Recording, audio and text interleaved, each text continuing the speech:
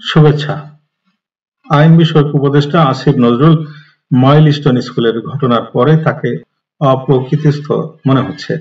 বেশ উল্টোপাল্টা বকছেন। মাঝখানে তিনি একটু শীতনিদ্রায় ছিলেন, আড়ালে আবডালে থাকতেন। কদিন আগে মাইলস্টোন স্কুল অ্যান্ড কলেজের উপর একটি বিমান ধসে পড়েছিল এবং তাতে বেশ কিছু হতাহত হয়। সেই সময় এই আসিফ নজরুল আর ডাস্টবিন শফিক পুলিশ ও সেনাবাহিনীর প্রহরায় এই মাইলস্টোন স্কুলে গিয়েছিলেন এবং সেখানে গিয়ে তারা এই ছাত্র জনতার রোষের মুখে পড়ে এবং তাকে ৮ ঘন্টার বেশি একটি ভবনে ডাস্টবিন শফিকের সাথে অবরুদ্ধ করে রাখা হয় এবং সেই সময় ভীষণ ভয় পেয়েছিলেন দুইজনই। এই ডাস্টবিন শফিক এবং আসিফ নজরুলের ব্যক্তিগত আলাপচারিতার কথা অনেকেই বলছেন। তারা বলছেন যে আসিফ নজরুল বলছেন যে তিনি সেদিন আসলে মৃত্যু ভয় পেয়েছিলেন। তার ধারণা ছিল যে এই মব যদি একবার ক্ষুব্ধ হয় তাদের হয়তো পিটিয়ে মেরে ফেলতে পারে এবং ডাস্টবিন শফিকও খুব ভয় পেয়েছিল। ডাস্টবিন শফিক কদিন আগে এই মব লিঞ্চিংকে বলেছিল এরা মব না, এরা প্রেসার গ্রুপ। সেই প্রেসার গ্রুপ যখন তাদের ঘাড়ের উপর পড়েছিল এবং সেই ভয়াবহ পরিস্থিতির মধ্যেও আসিফ নজরুল ডাস্টবিন শফিককে দোষারোপ করেছিল যে আপনি এসব প্রেসার গ্রুপ বলে মবকে উৎসাহিত করেছেন। এখন যদি আমাদের মেরে ফেলে তাহলে কি হবে? আমার বাচ্চা আছে। এভাবে অনেক কান্নাকাটি করেছিল বলে শোনা যায়। এসব কথা আসিফ নজরুল নিজে তার ঘনিষ্ঠ একজনকে বলেছেন। এরপর কদিন আগে তিনি বললেন যে শেখ হাসিনা গত জুলাই আগস্টে যে অত্যাচার করেছে সেটা নাকি ৭১ পাকিস্তানি হানাদার বাহিনীর নির্যাতনকে হার মানায়। মানে কত বড় নির্বোধ, অর্বাচীন এবং আবাল হলে এই কথাগুলো বলতে পারে। যদিও উইথড্র করেছেন কথাটি, কিন্তু তার শাশুড়ি অভিনেত্রী শাওন খুব ভালো বলেছেন। আপনারা জানেন যে আসিফ নজরুলের বউয়ের দাদা ৭১ মুক্তিযুদ্ধে একজন শহীদ। তো আসিফ নজরুলের শাশুড়ি বলেছেন যে তোমার দাদা শ্বশুরের মাথায় কি ঠাটা পড়ছিল। যাই হোক, তিনি উইথড্র করেছেন কথাটি, কিন্তু তিনি প্রচন্ড ভয়ে আছেন। আসিফ নজরুল কি পালাতে পারবে? অন্য উপদেষ্টারা পদত্যাগপত্র দিলেও কেন তাদের যেতে দেয়া হচ্ছে না? মোহাম্মদ ইউনূসকে পালাতে হচ্ছে, তিনি কোথায় পালাবেন? এসব বিস্তারিত জানতে ভিডিওটি অবশ্যই দেখুন।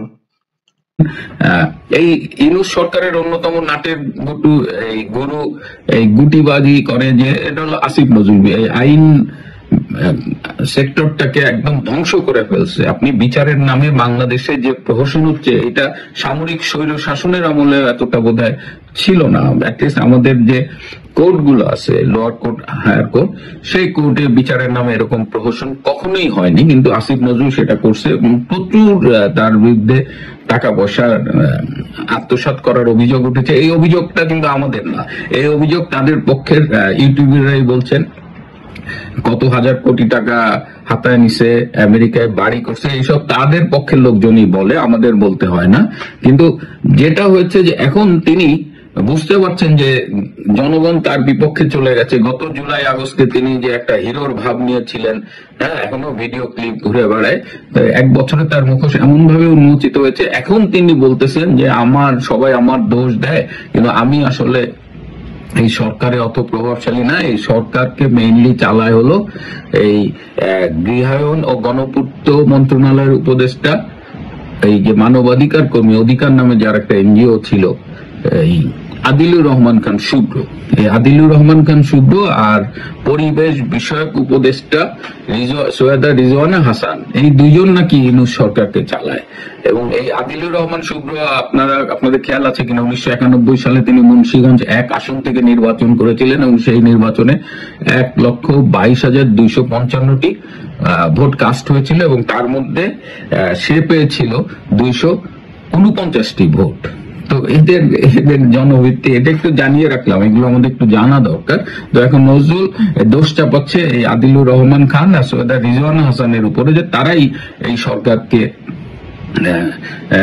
কুবুদ্ধি দিচ্ছে। এবং আরো ইন্টারেস্টিং হলো যে কয়েকদিন আগে আপনারা জানেন যে আমাদের প্রধান বিচারপতি এবিএম খায়রুল হককে গ্রেপ্তার করা হয়েছে। বাংলাদেশের ইতিহাসে এই প্রথম একজন প্রধান বিচারপতিকে গ্রেপ্তার করা হয়েছে, এবং তাকে গ্রেপ্তার করা হয়েছে প্রথম যে মামলাটা দেওয়া ছিল সেটা হলো কোন একটা মার্ডার কেসের আসামি, যেখানে ধারে কাছে তিনি নাই, এবং তিনি তার বয়স এখন 81 বছর, তিনি এসবের ধারে কাছে নাই, কিন্তু তাকে মার্ডার কেসের আসামি দিয়ে তাকে অপমান করে কারাগারে পাঠানো হয়েছে। একটা প্রধান বিচারপতি যিনি যখন বিচারে কোনো রায় দেন, হ্যাঁ, তিনি রায় দিয়েছেন, সেই রায়ের জন্য আপনার ক্ষোভ থাকতে পারে, কিন্তু যুক্তিতর্কের ভিত্তিতে, আইনজীবীদের আলাপ আলোচনার ভিত্তিতে একজন বিচারক এই রায় দেন, এবং এই যে রায়টা দেন তিনি কিন্তু কনস্টিটিউশনালি প্রোটেক্টেড, এই রায় দেওয়ার স্বাধীনতা তার আছে।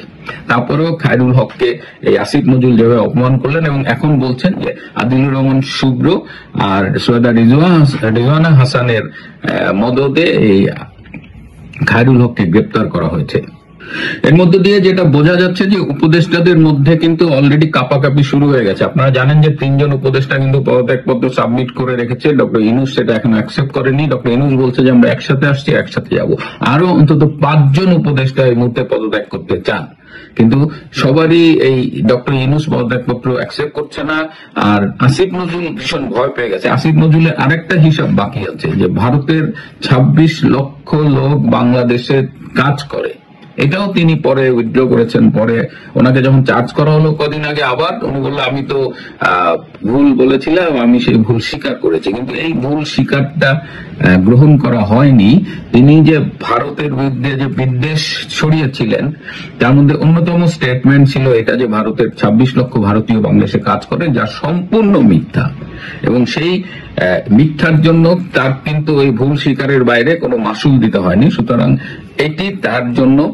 এটা তার জন্য নোট করে রাখা হচ্ছে, এটির জন্য তাকে ধরা হবে। সুতরাং আপনারা জানেন যে ইতিমধ্যে ইউনূসের সেফ এক্সিট নিয়ে একটা আলোচনা চলছে, এটা নিয়ে আমি হয়তো আলাদা কোনো একটা এপিসোডে কথা বলবো, কারণ ইউনূসের সেফ এক্সিট নিয়ে আলোচনা মূলত দেশের বাইরে হচ্ছে, কিন্তু এখন এখানে ডক্টর ইউনূসের একার সেফ এক্সিট নাকি তার এইসব যে দালাল চামচাগুলো ছিল সেগুলোর এক্সিটও এর মধ্যে থাকবে, বিশেষ করে যে এনসিপির হাসনাত, সার্জিস, নাহিদ, মাহফুজ, তারপরে মাহফুজ তো আর এনসিপিতে নাই, তারপরে যে আসিফ ভুইয়া, এই যে এগুলোর এক্সিট নিয়ে আলোচনা হবে কিনা।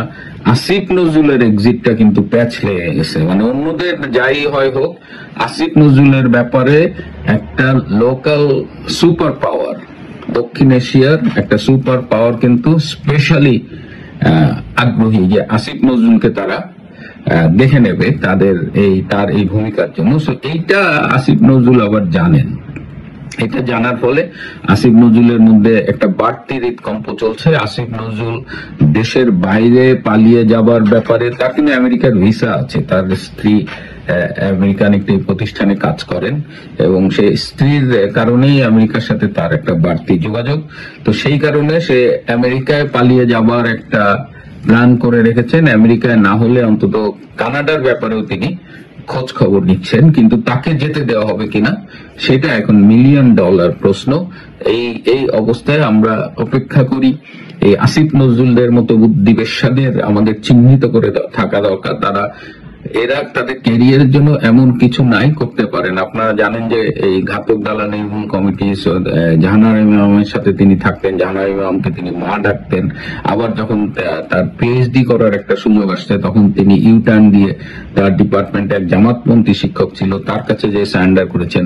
বিচিত্রায় আবার এই যুদ্ধ অপরাধীদের নিয়ে, দেলোয়ার হোসেন সাইদিদের নিয়ে লিখেছেন, এবং মানে সুবিধাবাদীর একটা চরম উদাহরণ হলো এই আসিফ নজরুল। এবং আসিফ নজরুল যখন ঢাকা বিশ্ববিদ্যালয়ে চাকরি পান, সেই চাকরি পাওয়া নিয়েও একটা চাঞ্চল্যকর গল্প আছে, যে তিনি ডিপার্টমেন্টের ফার্স্ট বয় ছিলেন না, এবং যার এই চাকরিটা পাওয়ার কথা ছিল, ইন্টারভিউর দিনে তিনি তার এক সন্ত্রাসী বন্ধু দিয়ে সেই ক্যান্ডিডেটটাকে আটকে রেখেছিলেন, যাতে ক্যান্ডিডেটটা ইন্টারভিউ বোর্ডে না আসতে পারে, এবং সেই ক্যান্ডিডেট ইন্টারভিউ বোর্ডে আসতে পারেনি, তাকে আটকিয়ে রেখেছিলেন এই আজকের উপদেষ্টা বাটপার আসিফ নজরুল, এবং সেই হিসাবে সে ইউনিভার্সিটিতে জয়েন করে।